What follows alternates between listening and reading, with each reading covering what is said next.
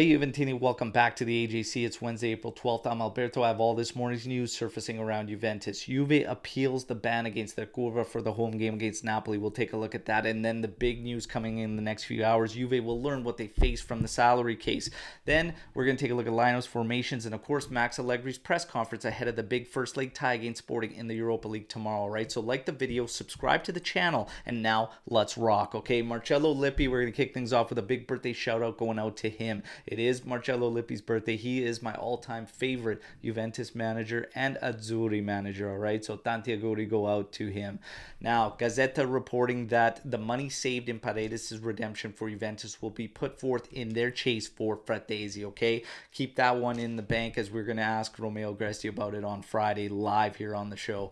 And Juve appeals the Curva ban for the home game against Napoli, essentially stating that the referee did not initiate the racism protocol, okay? For those of you who may not know, essentially when those chants come in, the referee can stop the game, head over, and the PA announcer at the stadium has to announce that the game could be halted if those chants don't stop immediately, all right? So that did not take place in the first leg of the Coppa semi-final against Inter. So Juve is going to appeal it. For all the fans out there of rival clubs that are going to try and take moral high ground here and say, look at Juventus' shameful behavior, trying to get this ban appealed and whatnot, there is still crickets from the Lazio Quadrado incident, okay? 4 days later, 3 or 4 days later, after what happened to Juventus, still crickets. And there was a PA announcement at that game, which means that the racism protocol was initiated, okay? So don't give me any moral high ground, okay? Let's keep things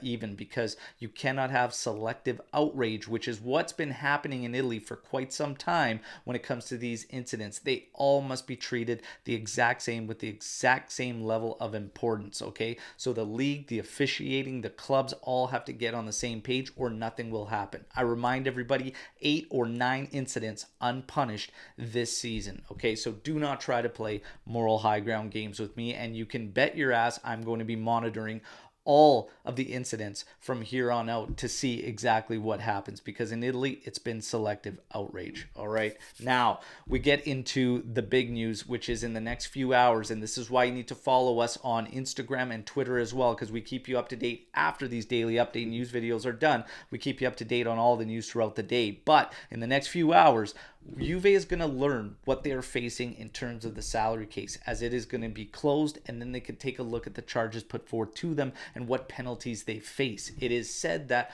what's going to be crucial and important is the Coney hearing on April 19th and what comes from that, because if it is in favor of Juventus, it can help set a precedent for them and their strategy to attack this particular salary case. All right, so in the next few hours, we should know what Juve faces. Now, the big game tomorrow, first leg tie in Europa League against Sporting. All right, we're getting rumors that we could see either a 3-4-3 or a 4-3-3, and both have tridents up top. All right, Allegri speaking to basically his player statuses and what we'll see tomorrow. You know the drill. He likes to keep his hands close to his chest when it comes to these lineups. But he says Sandro and Vlahovic have returned. Okay, they will be on the team list. De Sciglio still out, should be good for Sassuolo. When it comes to Pogba, he is available and will be available from the bench in that game. Asked about Paredes, and he confirmed the heated discussion and whatnot, and he said, yes, I make decisions that I see useful for the team. So doubling down on his decisions not to be playing Paredes as much.